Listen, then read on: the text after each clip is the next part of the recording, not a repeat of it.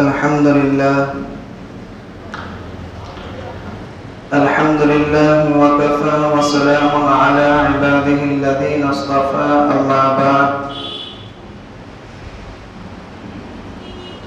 فأعوذ بالله من الشيطان الرجيم بسم الله الرحمن الرحيم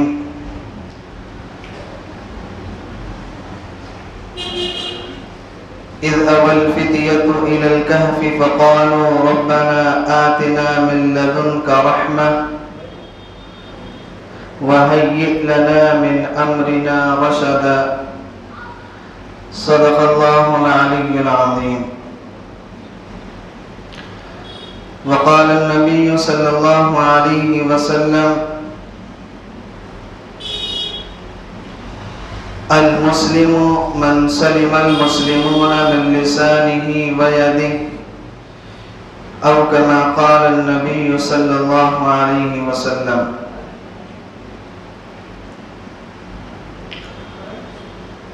محترم بزرگوں اور عزیز ساتھیوں،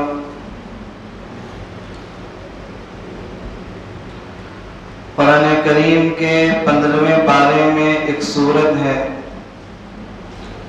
جس کا نام ہے سورۃ الکہف۔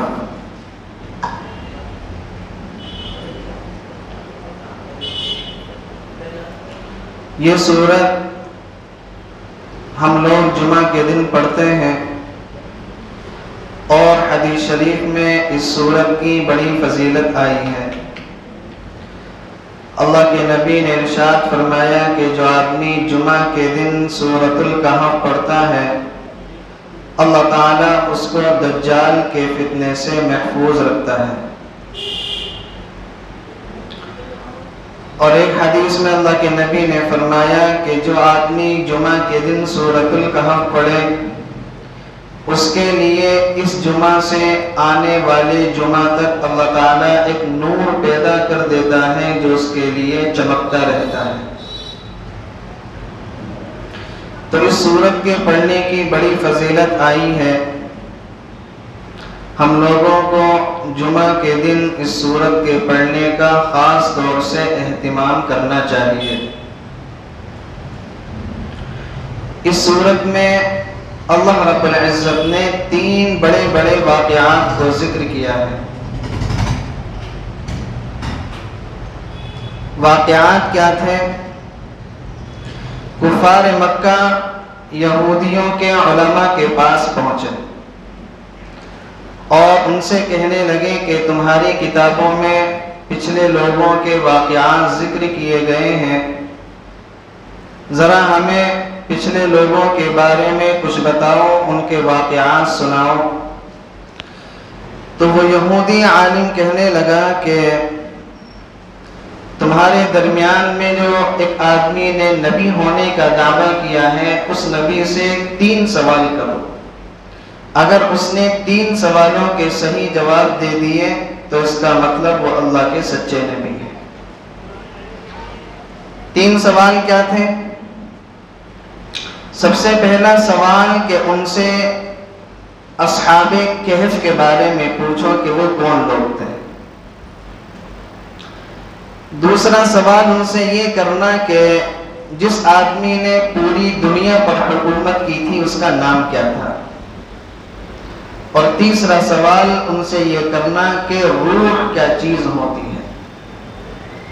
چنانچہ عقبہ بن ابی معیط پہلے مسلمان ہو گیا تھا، پھر مرتد ہو گیا تھا اور بدر کے قیدیوں میں اس کو پکڑا گیا تھا اور اللہ کے نبی نے اس کی گردن اڑانے کا حکم دیا تھا۔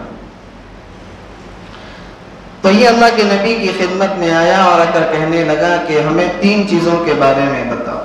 اصحاب کہف کون تھے اور جنہوں نے پوری دنیا پر حکومت کی تھی ان کا نام کیا تھا اور روح کیا چیز ہوتی ہے۔ اللہ کے نبی نے فرمایا کہ میں تمہارے ان سوالوں کا کل جواب دوں گا اور آپ انشاءاللہ کہنا بھول گئے۔ اس کا نتیجہ یہ نکلا کہ کچھ دن کے لیے وحی کے سلسلے کو روک دیا گیا۔ اب اللہ کے نبی بے چین ہو گئے، سامنے سے تقاضا ہو رہا ہے کہ 3 سوالوں کے جواب دو اور آسمان سے وحی کا سلسلہ بند ہو گیا۔ پھر اللہ تعالیٰ کی طرف سے سورۃ الکہف نازل ہوئی، اور اللہ تعالیٰ نے اس سورت کے اندر اللہ کے نبی کو یہ تنبیہ دی کہ جب بھی کسی بات کے بارے میں کہا کریں تو انشاءاللہ ضرور لگایا کریں۔ وَلَا تَقُولَنَّ لِشَيْءٍ إِنِّي فَاعِلٌ ذَلِكَ غَدًا إِلَّا أَن يَشَاءَ اللَّهُ۔ اس سے کیا ہوگا کہ اس سے تمہارے اس کام میں اللہ تعالیٰ کی طرف سے مدد ڈال دی جائے گی۔ تو اللہ تعالیٰ نے ان 3 سوالوں کے جواب دیے۔ وَيَسْأَلُونَكَ عَنِ الرُّوحِ قُلِ الرُّوحُ مِنْ أَمْرِ رَبِّي وَمَا أُوتِيتُم مِّنَ الْعِلْمِ إِلَّا قَلِيلًا، کہ روح کیا ہے؟ اللہ تعالیٰ کا ایک حکم ہے اور تمہیں اس کے بارے میں زیادہ پتہ نہیں ہے، لہذا اس کے بارے میں زیادہ جاننے کی بھی کوشش مت کرو۔ اور دوسرا سوال وَيَسْأَلُونَكَ عَنْ ذِي الْقَرْنَيْنِ، اللہ نے یہ نہیں فرمایا کہ ساری دنیا پر حکومت کرنے والے کا نام ذوالقرنین تھا، اللہ تعالیٰ نے ایسا جواب دیا کہ یہ تم سے ذوالقرنین کے بارے میں سوال کر رہے ہیں، یہ تم سے کیا ہے؟ ذوالقرنین کے بارے میں سوال کریں، سوال کے اندر ہی جواب آ گیا۔ اور تیسرا ان کا سوال اصحاب کہف کے بارے میں۔ 3 صدی عیسوی میں ایک بادشاہ تھا، اس کا نام تھا دقیانوس۔ کیا نام تھا؟ دقیانوس۔ آج بھی اس کی طرف بہت ساری باتیں منسوب کی جاتی ہیں۔ جو آدمی پرانے زمانے کی باتیں کرتا ہے تو اس کو کیا کہتے ہیں کہ تمہاری باتیں بڑی دقیانوسی ہیں۔ جو آدمی پرانی سوچ کا ہوتا ہے اس کو کہتے ہیں کہ تمہاری سوچ بڑی دقیانوسی ہے، یعنی تمہاری سوچ بڑی پرانی سوچ ہے۔ تو آج بھی اس کی طرف باتیں منسوب ہوتی ہیں۔ دقیانوس نام کا بادشاہ تھا اور وہ بت پرستی کیا کرتا تھا اور لوگوں کو بت پرستی کرنے کا حکم دیا کرتا تھا، اور جو آدمی بت پرستی کرنے سے انکار کر دیا کرتا تھا وہ دقیانوس اس شخص کو قتل کروا دیا کرتا تھا۔ حضرت عیسیٰ علیہ السلام کو آسمان پر اٹھائے ہوئے ابھی چند سال ہی گزرے تھے کہ عیسائیوں کے اندر کیا ہے بڑی بری حالت ہو گئی اور ان کو مارنا شروع کر دیا گیا، اور پھر عیسائیوں میں کیا ہے بت پرستی پھیلنا شروع ہو گئی۔ اور یہ دقیانوس بادشاہ جو تھا بت پرست تھا، اور اس نے عیسائیوں پر ظلم و ستم کے پہاڑ ڈھانے شروع کر دیے۔ تو دقیانوس بادشاہ کے زمانے میں ایک مرتبہ شہر سے باہر ایک میلہ لگا۔ اس میلے کے اندر کیا ہوتا تھا؟ بڑے بڑے بت رکھے ہوئے ہوتے تھے اور لوگ ان بتوں کی پوجا کیا کرتے تھے، ان کی عبادت کرتے تھے۔ تو بادشاہ کی طرف سے یہ اعلان کیا گیا کہ پورے شہر کو اس میدان میں جانا ہے اور وہاں پر جو بت رکھے ہوئے ہیں ان کی عبادت کرنی ہے، ان کو سجدہ کرنا ہے۔ چنانچہ شہر کے لوگ چلے گئے، لیکن اس شہر کے اندر چند نوجوان تھے جو بت پرستی سے بیزار تھے، جو موحد تھے، اللہ تعالیٰ کی عبادت کیا کرتے تھے اور جن کو شرک سے بہت زیادہ نفرت تھی۔ چنانچہ کچھ نوجوان جو تھے وہ شہر سے باہر بت پرستی نہ کرنے کی وجہ سے نکل گئے۔ بادشاہ کو پتہ چلا اور بادشاہ نے ان کو بعد میں بلوایا، اور بلوانے کے بعد ان کو کہا کہ دیکھو میرے یہاں قانون یہ ہے کہ جو بت پرستی نہیں کرے گا اس کی گردن کو اڑا دیا جائے گا، لہذا میں تمہیں کچھ وقت دیتا ہوں، اور وہ وقت اس لیے دیتا ہوں کہ تم سوچو، غور و فکر کرو کہ تمہیں بت پرستی کرنی ہے یا نہیں کرنی ہے۔ تم نوجوان ہو، میں تمہیں قتل نہیں کرنا چاہتا۔ چنانچہ بادشاہ نے ان نوجوانوں کو کچھ ٹائم دے دیا۔ وہ نوجوان ایک جگہ اکٹھا ہوئے۔ اب وہ کتنے تھے؟ قرآن کریم کے اندر ان کی مختلف تعداد کو نقل کیا گیا ہے۔ سَيَقُولُونَ ثَلَاثَةٌ رَابِعُهُمْ كَلْبُهُمْ، کچھ لوگ کہتے ہیں کہ وہ 3 تھے اور چوتھا ان کا کتا تھا۔ وَيَقُولُونَ خَمْسَةٌ سَادِسُهُمْ كَلْبُهُمْ، اور کچھ لوگ کہتے ہیں کہ وہ 5 تھے اور چھٹا ان کا کتا تھا۔ وَيَقُولُونَ سَبْعَةٌ وَثَامِنُهُمْ كَلْبُهُمْ، اور کچھ لوگ یہ کہتے ہیں کہ وہ 7 تھے اور 8واں ان کا کتا تھا۔ یہ قول نقل کرنے کے بعد قرآن خاموش ہو گیا، اس لیے کہ قرآن تفصیل کی کتاب نہیں ہے۔ قرآن کیا ہے؟ تفصیل کی کتاب نہیں ہے۔ قرآن تو کیا ہے، لوگوں کو ہدایت والی کتاب ہے، جو اشارتاً جن کے اندر واقعات کو ذکر کیا گیا ہے۔ اور یہ قول نقل کرنے کے بعد قرآن خاموش ہو گیا، جس کا نتیجہ مفسرین نے یہ نکالا کہ اس کا مطلب وہ 7 نوجوان تھے اور 8واں ان کا کتا تھا۔ چنانچہ وہ نوجوان آپس میں غور و فکر کرنے لگے کہ ہمیں بت پرستی تو کرنی نہیں ہے اور ہمیں جان کو بھی بچانا ہے، تو کیا کرنا چاہیے؟ تو انہوں نے آپس میں یہ مشورہ کیا کہ ہمیں کچھ وقت کے لیے ایک غار کے اندر چھپ جانا چاہیے، اور ہم غار کے اندر چھپ جاتے ہیں، اور جب یہاں پر تھوڑے سے حالات نارمل ہو جائیں گے تو ہم اس شہر کو چھوڑ دیں گے۔ چنانچہ وہ نوجوان شہر کے اندر ایک پہاڑ پر ایک اوپر غار تھا، اور عربی کے اندر کہف کہتے ہیں بڑی غار کو، کہف کہتے ہیں بڑی غار کو، کہ ایک اونچائی پر غار تھا جس میں سورج کی بھی تھوڑی تھوڑی روشنی آتی تھی اور ہوا بھی اس کے اندر آر پار ہوتی تھی۔ یہ نوجوان اس غار کے اندر چلے گئے، اور کیوں گئے تھے؟ کہ بت پرستی کرنی نہیں ہے، جان کو بچانا ہے، لہذا شہر چھوڑ کر ہم کیا ہے، ہجرت کریں گے۔ چنانچہ جب ان لوگوں نے اپنے ایمان کے بچانے کی فکر کی، پھر اللہ تعالیٰ کی طرف سے کیا ہے، مدد نازل ہوئی۔ اس سے پتہ یہ چلتا ہے کہ جو آدمی اپنے ایمان کو بچانے کی کوشش کرتا ہے، فکر کرتا ہے، اللہ تعالیٰ کیا ہے، اس کی مدد کیا کرتا ہے۔ وہ نوجوان غار کے اندر چلے گئے، اور غار کے اندر تھوڑی دیر بیٹھے رہے۔ اس کے بعد کیا ہوا؟ فَضَرَبْنَا عَلَىٰ آذَانِهِمْ فِي الْكَهْفِ سِنِينَ عَدَدًا۔ اللہ تعالیٰ نے فرمایا کہ ہم نے ان کے کانوں پہ تھپکی دی۔ کیا دی؟ جیسے چھوٹا بچہ ہوتا ہے، اس کو لوریاں جب سنائی جاتی ہیں تو بچہ کیا ہے، آرام سے سو جاتا ہے۔ تو اللہ تعالیٰ نے اسی تشبیہ کو قرآن کریم میں ذکر کیا، فَضَرَبْنَا عَلَىٰ آذَانِهِمْ، ہم نے ان کے کانوں پہ کیا دی؟ تھپکی دی، اور وہ ساتوں کے ساتوں نوجوان کیا ہے، غار کے اندر سو گئے۔ سوتے رہے۔ وَكَذَلِكَ بَعَثْنَاهُمْ لِيَتَسَاءَلُوا بَيْنَهُمْ، وہ نوجوان سوتے رہے۔ اس درمیان میں اللہ تعالیٰ نے کیا نظام بنایا؟ وَتَحْسَبُهُمْ أَيْقَاظًا وَهُمْ رُقُودٌ وَنُقَلِّبُهُمْ ذَاتَ الْيَمِينِ وَذَاتَ الشِّمَالِ۔ ایک آدمی اگر زمین پر لیٹ رہا ہے تو طبی اعتبار سے آدمی ایک ہی کروٹ سے اگر زمین پر لیٹے گا تو زمین اس حصے کو نقصان پہنچائے گی، اگر ایک ہی کروٹ پر مستقل لیٹا رہے گا۔ تو اللہ تعالیٰ نے ان کا وہاں پر انتظام کیا کیا؟ وَنُقَلِّبُهُمْ ذَاتَ الْيَمِينِ وَذَاتَ الشِّمَالِ، اللہ کبھی ان کو دائیں کروٹ پر کرتا، کبھی بائیں کروٹ پر کرتا، کبھی دائیں کروٹ پر، کبھی بائیں کروٹ پر۔ کیوں؟ تاکہ زمین اس کے جسم کو نقصان نہ پہنچائے۔ وَقَلْبُهُمْ بَاسِطٌ ذِرَاعَيْهِ بِالْوَصِيدِ، اور جو ان کا کتا تھا وہ اس غار کے منہ پر اپنے ہاتھوں کو، اپنے بازوؤں کو پھیلائے ہوئے لیٹا رہا۔ کتا ایسی لیٹا رہا، اس لیے کہ کتے کی جو کھال ہوتی ہے، اس کا جو جسم ہوتا ہے، اس کو مٹی ایک دم سے نقصان نہیں پہنچاتی، لیکن انسان اگر ایک ہی کروٹ سے مستقل اگر لیٹا رہے تو اس کے جسم کا وہ حصہ مٹی سے ملنے کی وجہ سے کیا ہے، خراب ہونے لگتا ہے۔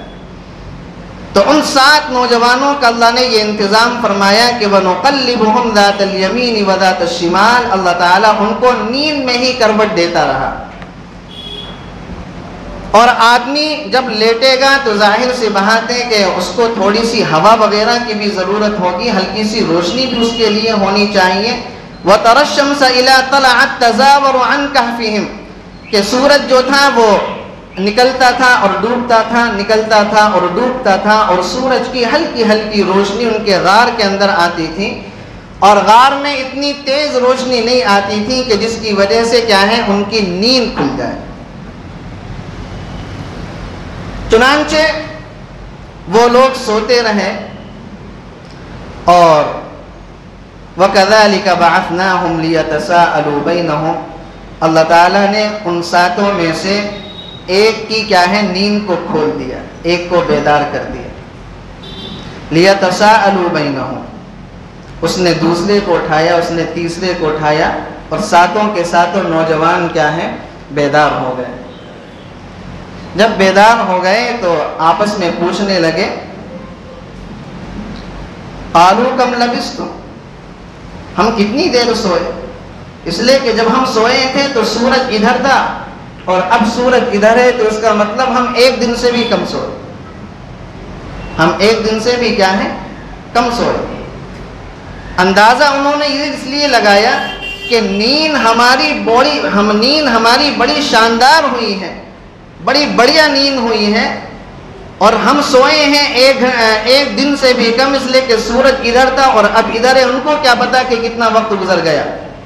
اور اگر ہم ایک دن سے زیادہ سوئے ہیں، قالوا لبثنا یوما او بعض یوم، کہ ہم یا تو ایک دن سوئے ہیں یا ایک دن سے زیادہ سوئے ہیں، اس سے زیادہ تو ہم نہیں سوئے۔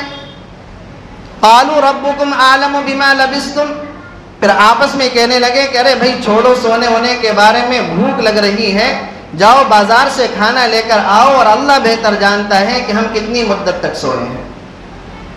اس چیز کو انہوں نے اللہ کے حوالے کر دیا۔ ظاہر سی بات ہے کہ آدمی جب سو کر اٹھے گا تو کیا ہے؟ اس کو بھوک لگا کرتی ہے، تو انہوں نے کہا کہ بھئی اس مدت کو چھوڑو کہ ہم کتنی دیر سوئے ہیں، ایک دن سوئے ہیں یا ایک دن سے زیادہ سوئے ہیں، جاؤ بازار جاؤ اور کیا ہے؟ بازار سے کھانا لے کر آؤ۔ چنانچہ ان ساتوں نے اپنے ایک ساتھی کو مقرر کیا، اور مقرر کرنے کے بعد اس زمانے کے جو چاندی وغیرہ کے سکے چلے کرتے تھے، انہوں نے اپنے ساتھی کو وہ سکے دی اور کہا کہ بازار جاؤ اور بازار سے کچھ کھانے کی چیز لے کر آؤ۔ فَبَعَثُوا أَحَدَكُمْ بِوَرِقِكُمْ هَذَا الْيَمِينِ وَذَاتَ الشِّمَالِ، اور آگے انہوں نے فرمایا وَلَا يُشْعِرَنَّ بِكُمْ أَحَدًا وَلْيَتَلَطَّفْ وَلَا يُشْعِرَنَّ بِكُمْ أَحَدًا، کہ بازار سے کیا ہے؟ کوئی کھانے کی چیز لے کر آؤ، فَلْيَنْظُرْ أَيُّهَا أَزْكَىٰ طَعَامًا فَلْيَأْتِكُمْ بِرِزْقٍ مِّنْهُ، اور بازار سے کھانے کی جو بھی چیز لے کر آؤ گے وہ حلال اور پاکیزہ چیز لے کر آؤ گے۔ کیوں؟ اس لیے کہ جس زمانے میں وہ لیٹے تھے اس زمانے میں وہاں پر کافر حکومت تھی، اور ظاہر سی بات ہے کہ جب سلطنت غیر مسلم ہوتی ہے تو وہاں پر حلال حرام دونوں چیزیں ہوتی ہیں، تو اس چیز کو دیکھنا پڑتا ہے، اور اگر اسلامی نظام ہوتا ہے تو پھر وہاں پر تو حلال ہی چیزیں ملتی ہیں۔ تو انہوں نے اپنے ساتھی سے بیدار ہو کر کہا کہ بازار میں یہ سکے لے کر جاؤ اور حلال اور طیب کھانا لے کر آنا۔ اس حالت میں بھی انہوں نے کیا ہے؟ حلال کھانے کو ترجیح دی، حالانکہ اتنی مدت کے بعد وہ نیند سے بیدار ہوئے تھے۔ اگر چاہتے تو کہہ دیتے کہ بھئی بازار سے جو ملے وہ لے کر آ جانا، لیکن اپنے ساتھی کو تنبیہ کر رہے ہیں کہ دیکھو بازار کو جب جانا تو حلال اور طیب چیز لے کر آنا، غلط چیز لے کر مت آنا۔ اور آج ہماری حالت کیا ہے؟ ہم لوگ کاروبار کرتے ہیں، بزنس کرتے ہیں، فرم چلاتے ہیں، دکان چلاتے ہیں، اور ہم اس بات کی ذرہ برابر بھی پرواہ نہیں کرتے کہ یہ رزق ہمارے پاس حلال راستے سے آ رہا ہے یا حرام راستے سے آ رہا ہے۔ اگر ہمارا لقمہ حرام ہو جائے تو ہمارے بہت سارے مسائل حل ہو جائیں گے۔ پھر وہی خراب لقمہ جب ہم اپنی اولادوں کو کھلاتے ہیں تو پھر اولادوں کے اندر کیا ہے؟ سرکشی پیدا ہوتی ہے، اولادوں کے اندر بددینی پیدا ہوتی ہے۔ پھر ہم دوسروں سے گلہ شکوہ کرتے ہیں کہ ہماری اولاد ہمارا کہنا نہیں مانتی۔ کہنا اولاد ضرور مانے گی، اولاد نیک ضرور بنے گی، اولاد دیندار ضرور بنے گی، لیکن شرط یہ ہے کہ آپ اپنی اولاد کے پیٹ میں جو لقمہ پہنچائیں وہ حلال اور طیب لقمہ پہنچائیں۔ پھر دیکھیں کہ اس لقمے کے اثرات یہ پیدا ہوں گے کہ اللہ تعالیٰ آپ کی نسلوں میں برکت ڈال دے گا۔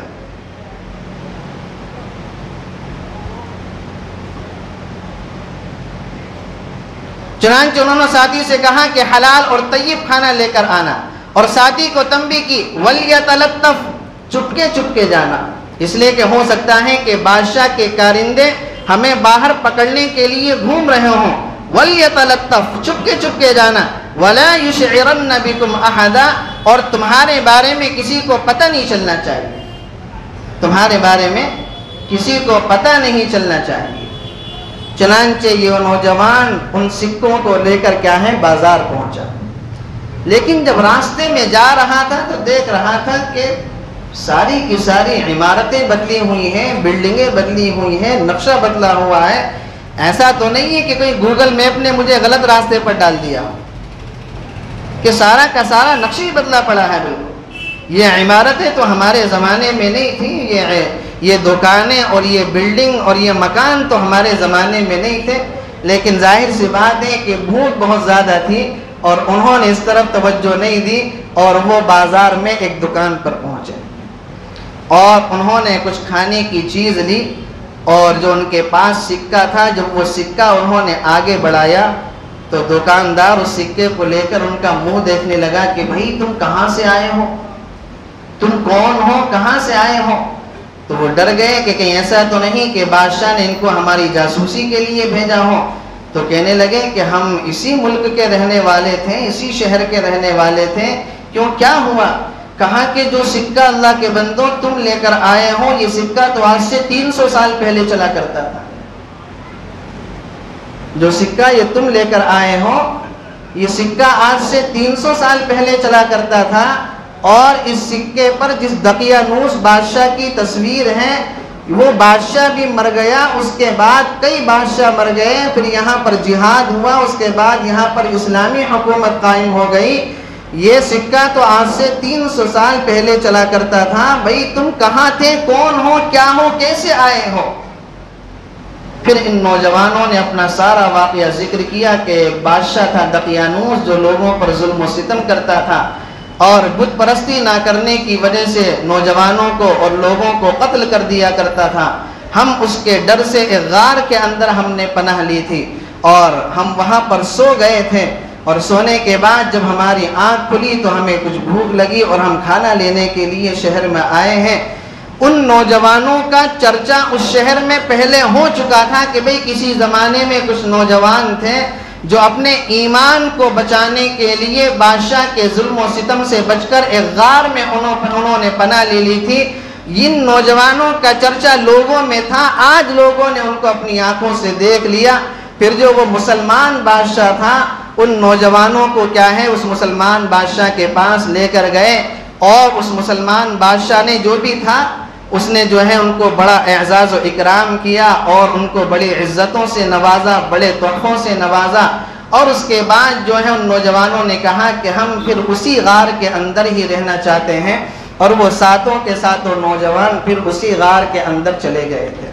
تو قرآن کریم نے ان کی تعداد بنائی ہے 300 سنین وازدادوا 9 کہ وہ 300 سال اور 9 سال سوتے رہے. 309 سال اللہ تعالیٰ نے ان پر نیند کو مسلط کر دیا تھا. اور 309 سال کے بعد جب وہ سو کر اٹھے ہیں تو ان کے جسم کا کوئی حصہ بھی ذرہ برابر خراب نہیں تھا. 300 سنین وازدادوا 9 300 سنین 300 سال وازدادوا 9 9 کے معنی آتے ہیں 9 کے. 300 سال اور 9 سال مطلب کیا ہے؟ انگریزی سال کے اعتبار سے 300 اور چاند کے سال کے اعتبار سے 309 سال. اس لیے کہ ہر سال کیا ہے، چاند کا جو سال ہوتا ہے اس میں فرق آ جاتا ہے. تو 300 سال میں 9 سال کا فرق آ گیا. تو انگریزی سال کے اعتبار سے وہ 300 سال سوئے اور قمری سال کے اعتبار سے وہ 309 سال اس غار کے اندر سوتے رہے. اور اللہ تعالیٰ نے ان کی ایسی حفاظت فرمائی کہ اللہ تعالیٰ نے ان کے ایمان کو محفوظ رکھا. اس کے بعد وہ اس غار کے اندر چلے گئے اور غار کے اندر جانے کے بعد کیا ہے پھر کچھ دن وہ زندہ رہے اور اس کے بعد اللہ تعالیٰ نے ان پر موت کو طاری کر دیا اور وہ اس دنیا سے رخصت ہو گئے. تو پھر وہاں کے جو لوگ تھے انہوں نے سوچا کہ بھئی انہوں نے اتنا بڑا انہوں نے کارنامہ انجام دیا ہے اور ان کی اتنی بڑی تاریخ ہے تو ان کی یاد میں کوئی بڑا کام کرنا چاہیے. تو پھر ہوا یہ جو قرآن کریم کے الفاظ ہیں لَنَتَّخِذَنَّ عَلَيْهِمْ مَسْجِدًا. کچھ لوگ کہتے تھے کہ یہاں پر ایک اچھا سا پارک بنایا جائے، وہاں پر ان کی قبریں بنائی جائیں. لیکن جو غالب لوگ تھے انہوں نے کہا کہ نہیں، ہم یہاں پر لَنَتَّخِذَنَّ عَلَيْهِمْ مَسْجِدًا، ہم یہاں پر ان کی یاد میں ایک مسجد بنائیں گے. چنانچہ آج وہ مسجد ترکی کے کسی علاقے میں وہ غار موجود ہے اور آج بھی وہاں پر وہ مسجد موجود ہے، اور اللہ تعالیٰ نے ان کو اس غار کے اندر وفات دی تھی اور ان کے جسموں کو اللہ تعالیٰ نے دنیا والوں سے اوجھل کر دیا۔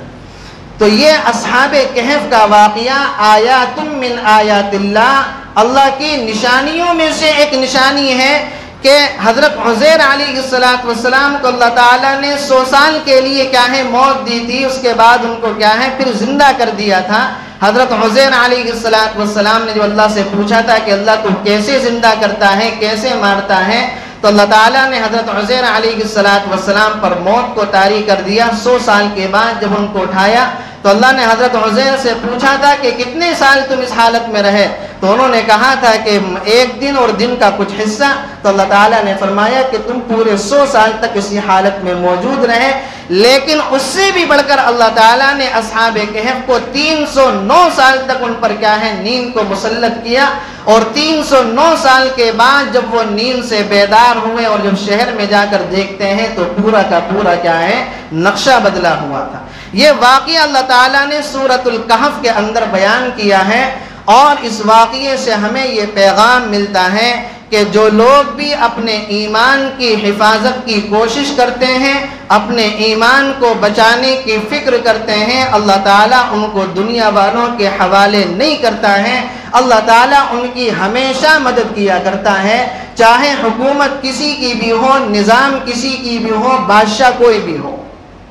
اس زمانے میں دقیانوس بادشاہ تھا کہ جو بت پرستی نہ کرنے کی بنا پر لوگوں کو قتل کر دیا کرتا تھا، اس زمانے میں انہوں نے اپنے ایمان کی حفاظت کے لیے وہ نکلے اور اللہ تعالیٰ نے ان کی مدد فرمائی۔ آج جب اس نازک دور کے اندر کہ جب حکومت کی طرف سے مسلمانوں پر ظلم و ستم کے پہاڑ توڑے جا رہے ہوں اور مسلمان بچوں اور بچیوں کو بددین بنانے کی کوششیں کی جا رہی ہوں اور حکومت ان کے ہاتھ میں ہو، میڈیا ان کے ہاتھ میں ہے، طاقت ان کے ہاتھ میں ہے، پیسہ ان کے ہاتھ میں ہے، ایسے نازک حالات میں اگر ہم اپنے ایمان کو بچانے کی فکر کریں گے، اپنے ایمان کو بچانے کی کوشش کریں، تو یاد رکھیں کہ اللہ تعالیٰ کی طرف سے ہمارے لیے مدد ضرور آئے گی، لیکن شرط یہ ہے کہ ہمیں اپنے ایمان کو بچانے کی ویسے ہی کوشش کرنی ہے جیسی اصحاب کہف نے کی تھی۔